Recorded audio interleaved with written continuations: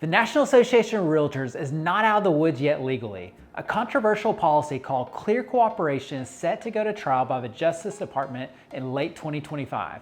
But before we jump into that, make sure you like the video and hit subscribe below to stay on top of all of the latest Huntsville, Alabama real estate news. With the huge class action settlement with NAR and several of the big franchises, it feels like NAR is playing with fire with their Clear Cooperation policy.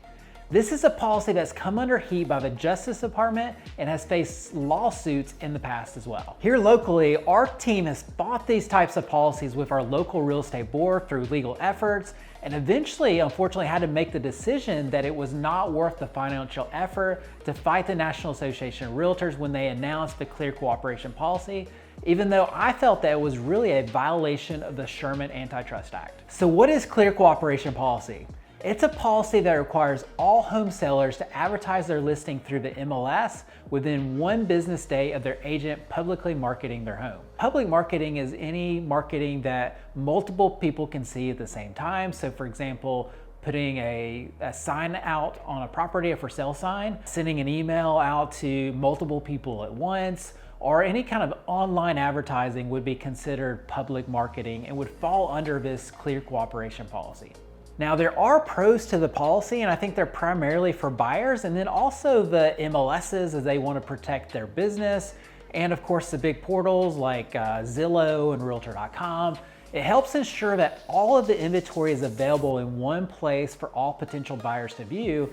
And this is really a good thing in a lot of ways because, as I mentioned in some other videos, I've traveled to other countries and looked at other real estate properties, and it is very challenging when you can't have a single source of truth where all of the homes are available in one spot, when you're having to look at this website, and oh, this property isn't even on a website. That is challenging and oftentimes frustrating for buyers, and so that is definitely a huge pro for this policy. So the pros, of course, are with buyers and some of industry insiders. Now, I think the cons of this policy are for some sellers, and frankly, it's their home. We shouldn't really be telling a homeowner what they can or can't do with their home. They own it, and I think in some sense it's kind of like a free speech kind of issue to me because, again, it's their home and they should be able to advertise it in whatever form, shape, or fashion that they choose to. And I think there's really kind of 2 primary examples on how this can affect or really damage or hurt sellers. So the first scenario is a seller that's preparing their home for sale but has to wait until it's completely ready to get it any kind of marketing exposures. You know, you may be putting new carpet in or painting the home or whatever it may be. There may be a gap between that time and when it actually goes available on the market. And unfortunately, there might be some buyers that come available during that time frame that want to see your home, but due to Clear Cooperation, you can't have any really kind of public marketing to let people know that it's out there, that it is going to be coming available, you know, in the next month or so. And you're not allowed to do showings with Clear Cooperation either. And so this is really problematic for sellers that, you know, are in that gap period and might potentially miss out on buyers. The second is a seller that wants to kind of test the market out with a higher price. You know, sometimes sellers want to go in at a higher price than a real estate agent recommends to them. And you know, pricing it too high can dramatically affect the sale of the home due to days on market and then price drop history, and it can just really drag down a listing. And so a great strategy would be to test a market before it actually goes into the MLS and you start to get all the price history and days on market start to accumulate. So it's really an effective strategy for people that just kind of want to put their toe out in the water and test the temperature of the market with a higher price. And frankly, sometimes you can get a higher price with limited availability and kind of keeping it a little bit more exclusive to buyers during that period. Oftentimes that might be that period of getting the home ready.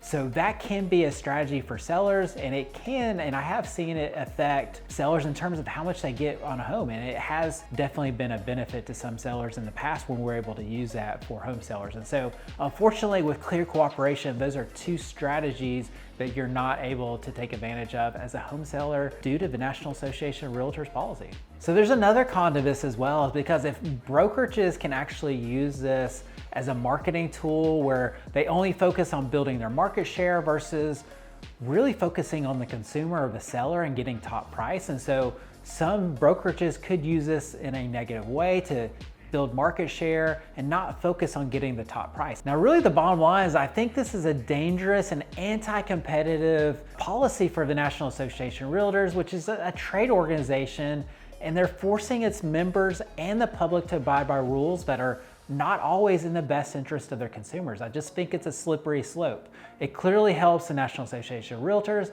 because it helps balance the powers between large brokerages and smaller brokerages, which increases memberships, it increases dues for the organization, and that is actually a negative effect and really a unintended consequence for home sellers and home buyers of this policy as well, because this can keep the level of service low for consumers, as over half of the agents in the marketplace right now sell between 0 to 2 homes per year. And that's not enough level of competency and really experience to provide great service to consumers. With that, this policy really just helps prop up those type of agents to give them a living and props up the National Association of Realtors as well. So that is definitely an unintended consequence, and a negative impact on this policy is just the number of real estate agents in the marketplace that don't satisfy and serve consumers the way that they should. So again, the policy is a win for buyers seeking to find all of the available home options,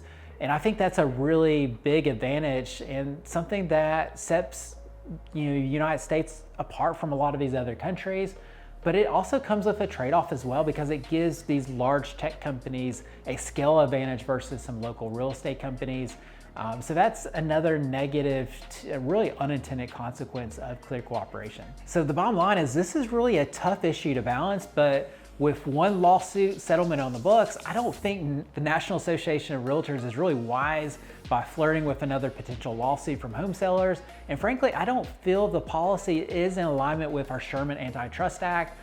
And I don't think National Association of Realtors has a right to tell home sellers how to market their home. So if you're thinking about selling your home, call the Matt Curtis Real Estate Team, the #1 real estate team in Alabama for the past 5 years.